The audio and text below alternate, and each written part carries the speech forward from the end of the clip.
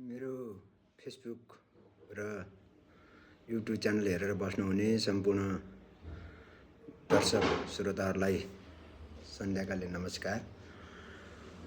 अहिले देशमा आम निर्वाचन चलिरहेको छ र यस कारण पनि एकदमै महत्त्वपूर्ण छ कि देशमा भएको व्यतिथि, विसङ्गति, भ्रष्टाचार र कुसंस्कृति जुन मौलाएको थियो र त्यसका विरुद्ध, भ्रष्टाचारका विरुद्ध हाम्रा नवयुवा जवानहरूले चाहिँ भदौ 23 मा शान्तिपूर्ण तरिकाले आन्दोलन गरे र त्यो आन्दोलनमा भलै सरकारको तर्फबाट पनि त्रुटि भयो र बिचमा के भयो त्यो चाहिँ सत्य तथ्य अब बाहिर आउन नै छ र त्यसैलाई आधार बनाएर पूर्व नियोजित व्यक्तिहरूले बालबच्चाहरूलाई को हत्या गरेर अनि यो देशलाई तहसनहस बनाए र निर्वाचित सरकार विघटन हुन पुग्यो र नयाँ सरकार, यसलाई अन्तरिम सरकार भन्नु पर्थ्यो, अब त्यो पनि भएन। संविधानभन्दा बाहिरबाट सरकार गठन भयो, त्यो यहाँहरू सबैलाई थाहा नै छ।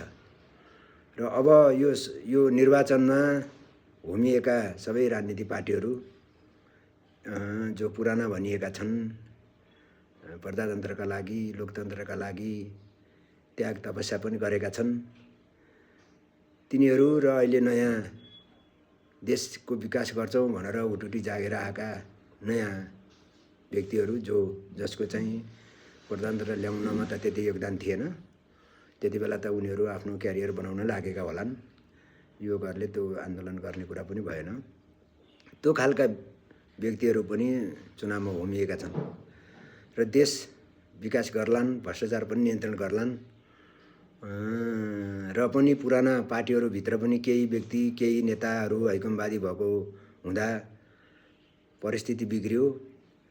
त्यहाँ पनि सज्जन मान्छेहरू थिए, राष्ट्रभक्त, राष्ट्रप्रेमी मानिसहरू थिए, तर तिनीहरूको आवाज त्यति चर्को हुन सकेको थिएन र त्यसैको जगमा नेपाली काङ्ग्रेसले आफूलाई नयाँ पुस्ताहरूको काँधमा नेपाली काङ्ग्रेसको जिम्मेवारी पनि लिएकै छ। त्यहाँभित्र पनि केही राम्रा मान्छेहरू फेरि छन्, केही चाहिँ गलत पनि होला। तर जुन 46-47 को प्रजातन्त्रको आगमन भनिएको छ, त्यसपछि र अझ 64 को 62-63 को आन्दोलनले ल्याएको गणतन्त्रपछि देशको अवस्था र हाम्रा नेताहरूले देशलाई परिचालन गर्दा गरेका भ्रष्टाचारहरू, जनतालाई अनावश्यक हुनै नसक्ने आश्वासन बाँडेर अनि ललिपप देखाएर त्यसैको आधारमा चुनाव जितेर हामीलाई भ्रममा पारेर आफूहरू यो देश लुट्ने काम गरे। त्यो हिसाबले पनि यिनीहरू पनि ठिक छैनन् र पनि झन् अहिलेको जुन 82 को भदौको आन्दोलन छ, त्यसपछि जस्ता मानिसहरूको हौवा छ, जुन तरिकाले सरकार गठन भएको छ र अन्तरिम सरकारमा बसेका मानिसहरू, चुनावका लागि गएका व्यक्तिहरू पनि चटक्कै छोडेर चुनावमा होमिएका छन्।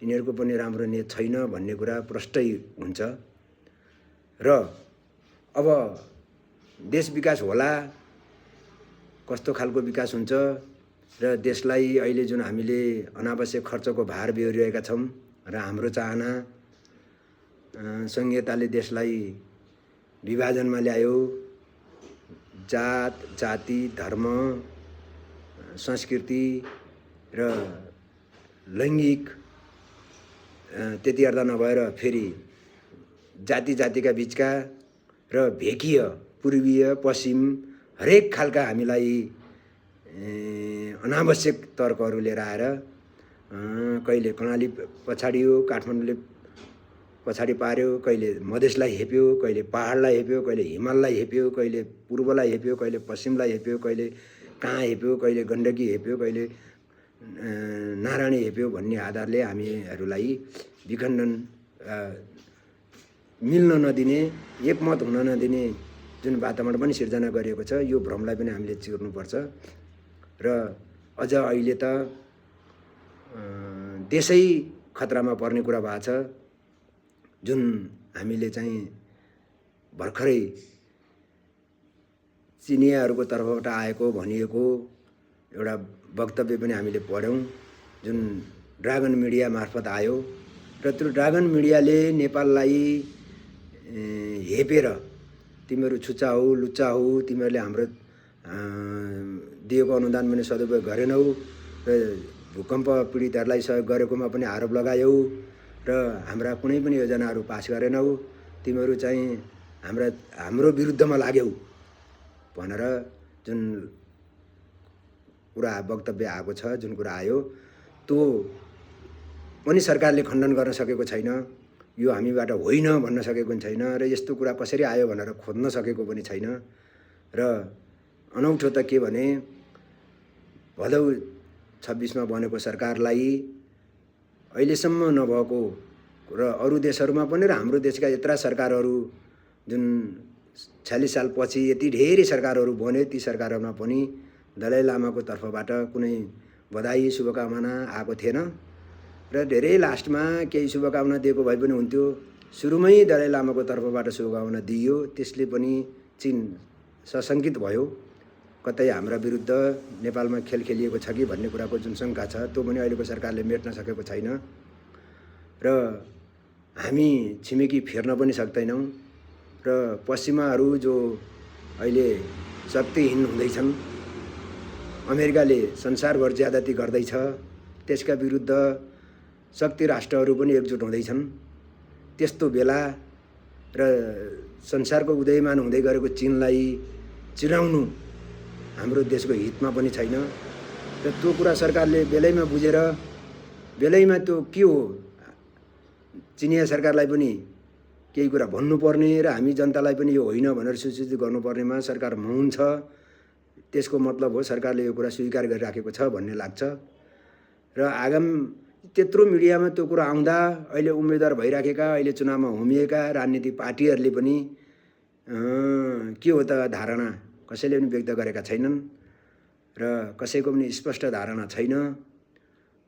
चुनावभन्दा अगाडि हामी जनताहरू पनि यो संहिताले देश खान्छ, संहिता त ठिक छैन भनेर हामी सबै जनता भन्छौँ। अहिले नेताहरूलाई के हो त तपाईँको संहिता सम्बन्धी धारणा स्पष्ट भन्नुहोस् भनेर सोध्न सक्दैनौँ। त्यसमा हामी जनताहरूको पनि कमजोरी रहेको मलाई महसुस भएको छ र यो सबै कुराहरू हामीले यो चुनावका बेला हाम्रा राजनीतिक पार्टीहरूलाई सोध्नुपर्ने छ। तपाईँहरूको संहिता सम्बन्धी धारणा के हो, चीनले दिएको यो वक्तव्यमा तपाईँहरूको धारणा के हो, तपाईँहरू के गर्नुहुन्छ र यसरी चाहिँ छिमेकी राष्ट्रहरूलाई चिराएर जुन हाम्रो अत्यन्त सुमधुर सम्बन्ध रहेको भारत पनि हामीसँग सशङ्कित छ, असुरक्षित महसुस गरेको छ, त्यसै गरी चीन पनि असुरक्षित महसुस गरेको छ।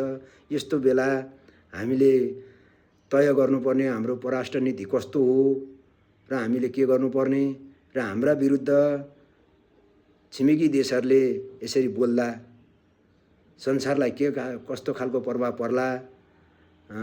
उदयमान शक्ति चीनको तर्फबाट चिनिया नागरिकहरूले भनेको भनिएर आएको जुन ड्रागन मिडियामा आएको छ, त्यो ड्रागन मिडियाले अहिले त्यो वक्तव्य हटाइसकेको पनि छ र पनि हामीले हाम्रा रेकर्डेड भिडियोहरूबाट पनि हेर्न सक्छौँ। त्यसलाई हामीले चाहिँ हाम्रो सरकारले अन्तर्राष्ट्रिय समुदायलाई पनि आफ्नो स्पष्ट धारणा राख्नका लागि पनि यो कुरा स्पष्ट पार्नुपर्छ र सोध्नुपर्छ, तपाईँले किन यो थाप्नुभयो कि यो चीनको आधिकारिक धारणै हो, नेपाललाई यसरी हेपिएकै हो या यसरी थर्काइएकै हो या अल्टिमेटम दिइएकै हो भनेर सोध्नुपर्ने त्यो काम पनि भएको छैन र हामी यो चुनावको नजिकै चुनावका बेलामा हाम्रा घर घरमा आएका नेताहरू उम्मेदवारहरू जितेर संसदमा गएपछि हाम्रा यी पुल पुलेसा कुला खोल्सा बान्ना उकास्ने स्कुलको गाह्रो लाउने बाटो उकास्ने यी काम हाम्रा स्थानीय सरकार छँदैछ। केन्द्रीय सरकारले नीति निर्माण गरेर बजेट विनियोजन गर्ने र स्थानीय सरकारले तिनलाई कार्यान्वयन गर्ने हो। त्यसकारण ती पुलेसाकातिर हामी उहाँहरूलाई क्वेसन नसोधौँ। उहाँ र यो चुनाव पद्धति जुन छ यो पनि अति खर्चिलो छ, संसदै ठुलो छ, त्यसमाथि पनि राज्यलाई पनि भार छ र उठ्ने उम्मेदवारहरूलाई पनि भार छ। यस्तो खालको 1 महिना 1.5 महिना चुनावको प्रचार गर्ने समय जुन छ त्यो पनि गलत छ। यी सबै कुराहरू खर्चिलो कुरालाई कम गरेर हामी अगाडि बढ्नुपर्ने र हाम्रा पार्टीहरूलाई हामीले यसपटक के हो तपाईहरुको धारणा, तपाईहरु संसदमा गएपछि के बोल्नुहुन्छ? विकासका कुरा छोड्नुहोस्, विकास त स्थानीय निकायले नै गर्छ। योजना आयोग छ, योजना आयोगले आयोजनाहरूलाई प्राथमिकताको आधारमा विकास गर्ला। हाम्रो परराष्ट्र नीति के हुने हो, संघीयता कसो गर्ने हो, हामी विकासको मोडल कुन गर्छौं, कृषि प्रधान देश भनिएको छ, कृषिलाई के गर्छौं, प्रमुख आधार पर्यटन भनिएको छ, पर्यटनमा हाम्रो के हो र संसारलाई हामी चाहिँ यो हाम्रो चाहिँ धर्म, संस्कृति, रीतिरिवाज र प्रकृतिले दिएको योगदानलाई हामी कसरी परिचालन गर्छौं, कसरी प्रयोग गर्छौं र संसारका मानिसहरूलाई नेपाल आउने वातावरण कसरी सिर्जना गर्छौं भन्ने बारे उहाँहरूलाई केन्द्रमा गएर तपाईहरु कस्तो खालको पोलिसी बनाउन पहल गर्नुहुन्छ भनेर मात्र सोधौं। अरु यी विकासका कुराहरू, यी तलका यी जुन पखेराहरूको बान्न पर्खालका कुरा हामी नगरौं भन्ने अनुरोध गर्दछु र हामी पनि उहाँहरुसँग निर्धक्क साथ उहाँहरुको एक कप चिया पनि नखाएर भोट दिउँ र चुनावपछि उहाँहरुलाई चाहिँ हामीले तपाईहरुको धारणा, तपाईहरुले संसदमा के बोल्नुभयो, हामीले यो कुरा क्वेसन सोध्दा तपाईले चाहिँ यो उत्तर दिनुभएको थियो, अहिले खोइ त्यो कुरा बोलेको। तपाईहरुले संसदमा बोल्दाको दिन हामीलाई जानकारी गराउनुस्, हामी सुन्छौं, रेकर्डेड गरेर हामीलाई चाहिँ पठाउनुस् भन्ने कुरा गरौँ। अहिलेसम्मका सांसदहरूले एउटा विधेयक पनि पारित गरेनन्। जुन 7 बुँदे नेपाली कांग्रेस र एमालेको सरकारमा गठन हुँदाका बखत 7 बुँदे सहमति गरिएको थियो। त्यो 7 बुँदे सहमतिमा दोस्रो बुँदामा त संविधान संशोधनको कुरै राखिएको थियो, तर त्यसतर्फ यिनीहरूको ध्यानै गएन। उनीहरूले जरुर ठानेनन् त्यो जनतालाई झुक्क्याउनका लागि हामी यसरी मिलेका हौं भनेर आफ्ना काला कर्तुतहरू लुकाउने, सरकारमा बस्ने, मोज गर्ने, जनतालाई चाहिँ सोझा सम्झेर जहाँ गयो त्यही फुलका माला लगाउने कामतिर मात्रै लागे। जुन आफ्नो प्रमुख काम थियो संविधान संशोधन गर्नुपर्ने, ती कुरातिर पनि लागेनन् र संविधानले खोजेका कानुनहरू बनाउनतिर पनि यिनीहरू लागेनन्। त्यसकारण अब हामीले त्यस्ता खालका क्वेसनहरू उहाँलाई उठाउनु पर्छ र नयाँ भनिएका जुन छन् यिनीहरूले जुन पुरानाहरू खत्तम हुन् भन्ने कुरा छ, त्यो पनि ठीक होइन। यदि मानिसहरू पुरानो भएर संसदमा गएर अनुभव गरेर उसले त्यो अब देशलाई, जनतालाई दिन पर्ने बेला हुँदा त पुरानो भइस भन्नु पनि हुँदैन।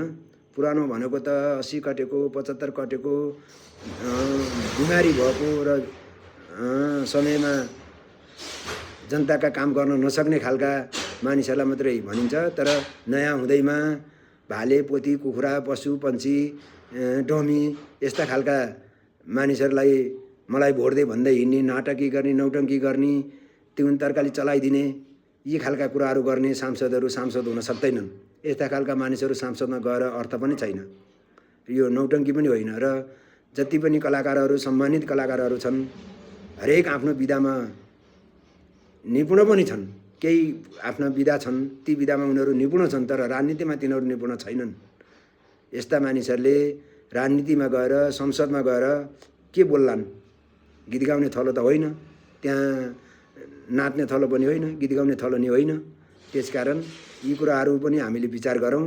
उनीहरू आफ्नो काममा जसमा उनीहरू दत्तचित्त छन्, जसमा अनुभवी छन्, जे खालको कुरामा उनीहरू सम्मानित छन्, त्यही खालको कुरालाई अगाडि बढाउनपट्टि लाग्नुपर्नेमा सबैलाई यो कमाउने थलो, यहाँ गएपछि छिटो कमाइन्छ, अरूले पहिलाकाले कमाए अब हामीले नि कमाउन पाउँछौँ भनेर लागेका हुन् भन्ने लाग्छ मलाई। त्यसकारण पनि यिनीहरूसँग पनि सचेत हुन जरुर छ। अब हामी संसदमा गएर कमाउने वातावरण, कमाउने खालको कुरा कसैले गर्छ भने त्यो चाहिँ खबरदारी गर्नुपर्छ। र चुनाव प्रचारमा हिँड्दा जसले खादा माला लगाएर हिँड्छ त्यो मान्छे पनि बेकुब हो। चुनाव जितेकै छैन, जित्न बाँकी छ, उम्मेदवार हो, जनताको घर दैलोमा गएको छ, अनि माला लाउँदै हिँडेको छ। यो खादा माला लगाउने बानीहरू जुन छ त्यो पनि अगमता हो।